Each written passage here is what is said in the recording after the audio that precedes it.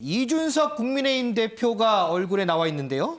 자, 윤정 기자. 네. 누가 떨고 있다는 얘기인가요?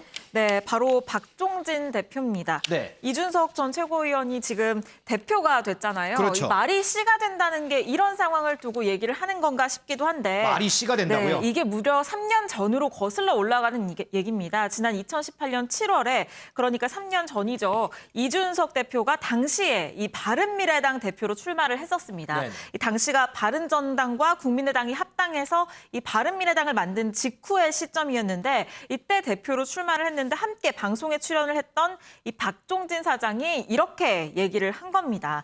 이 당시 같은 정당에 몸을 담고 있었는데 박 사장은 이 대표의 나이가 어리다는 이유로 이준석은 당대표가 될 수가 없다. 심지어는 제가 찍으면 이준석 표, 내 표 이렇게 2표 나온다라는 얘기도 했고 이준석이 기탁금 날리는 거 막고 싶다라는 얘기도 했었습니다. 그러면서 나온 얘기가 이준석이 당대표가 되면 업고 63빌딩 계단을 오르겠다라는 호언장담을 내놓은 건데요. 이 당시에 이 대표는 결국에는 손학규 전 의원이 됐거든요. 네네. 그런데 불과 3년 만에 이렇게 젊은 헌정사상 최초의 이 30대 당대표가 나오는 이 진기록이 세워지게 된 겁니다. 그렇기 때문에 당시 박 사장의 이 발언이 지금 다시 화제가 되고 있습니다. 자, 그러면 얘기한 것처럼 당시에 이제 어쨌든 바른미래당 대표는 되진 않았어요. 근데 3년 지나서 지금 국민의힘의 대표가 됐잖아요. 그러면 업고 63빌딩 올라가나요? 네, 이 업고 63빌딩에 정말 올라갈지 직접 제가 한번 전화해서 물어봤는데요. 아, 전화를 했었어요? 네, 이 박종진 전 당협위원장 본인은 업어주고 싶은데 내가 얘기하니까 이준석 대표가 너무 바쁘더라라고 얘기를 했습니다. 네, 뭐라고 얘기를 했는지 직접 한번 들어보시죠. 그 3년 전에 당대표 되면은 업고 63빌딩 간다고 그러셨는데 이준석 대표 저기 가야 되는 거 아니야? 이렇게 했더니 네. 형님 제가 지금 너무 바쁩니다. 이렇게 통화를 했습니다. 이준석 대표도 의외로 좀 살이 붙었더라고요. 그래서 그 업고 며칠까지 올라갈지는 몰라도 네. 올라가서 제가 뭐 땀 뻘뻘 흘리고 쓰러지고 그러면 이제 나중에 뭐 엘리베이터로 갈아타더라도 한번 올라가야 되지 않을까 지금 생각하고 있습니다. 네, 직접 정말 63빌딩에 업고 올라갈 거냐라고 물어보니까 지금 들으신 것처럼 내가 쓰러지더라도 엘리베이터를 중간에 타게 되더라도 업어야 되는 거 아닌가라고 얘기를 했습니다. 네, 그러면서 난 정말 당대표가 될 줄 몰랐다라고 네. 얘기를 하면서 대한민국 미래에 그래도 이제 서광이 비친다라고 얘기를 했는데 이 63빌딩 계단 그럼 정말 만약에 이준석 대표가 바쁘더라도 짬을 낸다면 갈 수 있는지 한번 알아봤는데요. 네. 63빌딩 계단 이렇게 보안 문제 때문에 사실 이 공개가 되지 않습니다. 네, 계속 출입구를 닫아 놓는다라고 해요. 그래서 1년에 딱 한 번 이 63빌딩 계단 오르기 대회가 있는 그 날만 이 계단이 오픈이 되는데 근데 이 대회 자체가 이제 10월, 11월 요쯤에 지금 열리게 되거든요. 근데 한창 바쁠 때네요. 그렇죠. 근데 이때쯤이면 사실 국민의힘에서 이제 차기 대선 주자를 선출을 해야 되는 그렇죠. 당 대표로 정말 바쁠 시간이기 때문에 아마도 이 박종진 전 당협위원장이 이준석 대표를 업고 63빌딩에 오르는 건 힘들지 않을까 싶습니다. 글쎄요, 뭐 올해는 아니더라도 언젠가 이 공약을 지킬 날이 있을지 그것도 한번 지켜보도록 하겠습니다.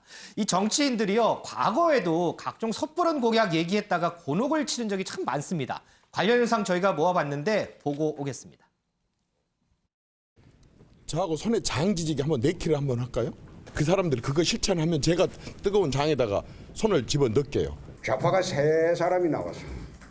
그래서 3대1 구도인데 그 구도에서 우리가 못 이기면 제주 앞바다에 들어가야죠.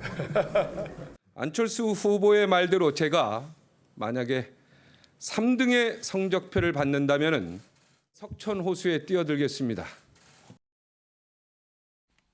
지난 2016년이죠. 이정현 당시 한나라당 대표가 야당이 박근혜 전 대통령 탄핵 추진하면 손에 장을 지지겠다라고 했는데 탄핵안이 가결이 됐죠. 그리고 홍준표 당시 대선 후보 보수가 못 이기면 한강 바다에 들어가야 되겠다 이런 얘기도 했고 앞서 보신 박종진 사장 나 3등 낙선하면은 석촌호수 뛰어들겠다 이런 얘기도 했습니다. 은영미 의원님. 네.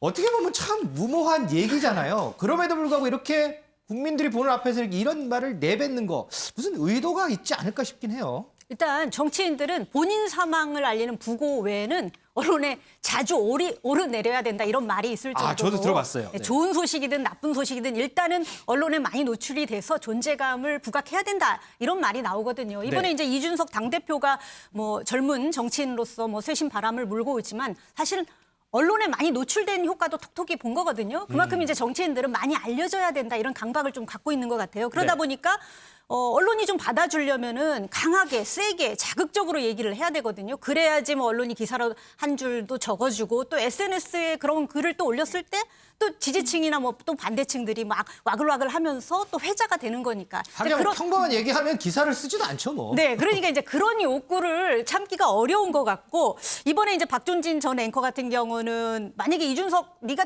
그때는 이제 더 젊었잖아요. 그렇죠. 당대표 정말 될 거라고는 생각을 안 하죠 그 당시에. 그러니 그러면 내가 정말로 불가능한 일 36층까지 아니 그러니까 63 빌딩을 아예 그냥 얻고 가겠다 이런 얘기를 한 거고 홍준표 같은 경우는 당시에 보수가 하나니까 1대 3인데 3이 진보고 보수가 한 명이었으니까 보수가 여기서도 못 이기면 완전히 한강에 빠져야 된다 이렇게 자신 있게 얘기한 거예요. 그러니까 네. 자신의 이제 자신감, 확신 있는 생각을 얘기함으로써 지지층들에게 내 말을 믿어달라. 그리고 나를 지지해달라 이런 뜻으로 한 건데 이게 이제 자신의 지나친 확신이잖아요. 이게 만약 결과가 그대로 나오면은 또 모르겠는데 만약에 결과가 그렇게 안 나오면은 좀 믿을 만한 사람이 못 된다. 그것도 한 번이고 또 뭐 이제 가벼운 예를 들면 뭐 36층은 뭐 이 정도야 재밌게 넘어가는 말인데 만약 공약이라든가 이런 것들을 함부로 뭐 세게 얘기했다가 만약에 결과가 그렇게 아니다든가 번복을 한다면은 이거는 믿을 만한 사람이 못 된다. 네네. 신뢰할 수 없다. 신중하지 못하다. 사려 깊지 못하다. 이런 부정적인 효과도 있을 수 있거든요. 그래서 정치인들이 일단 관심을 받는 거 좋습니다. 관심을 받기 위해서 말을 뭐 좀 이렇게 재미있게 하는 건 좋은데 그게 이제 자칫 엇나가서 막말한다거나 독설을 한다거나 또는 지키지도 못할 약속을 한다든가 그러면 오히려 긍정보다는 부정적인 효과가 있을 수 있다. 이런 부분은 좀 감안을 해야 될 것 같습니다. 특히나 이제 선거철이 다가오면 이 정치인들의 각종 말들이 쏟아지죠. 앞으로 이제 대선 국면으로 접어들 텐데 이때는 또 어떤 말들이 쏟아질지 궁금합니다.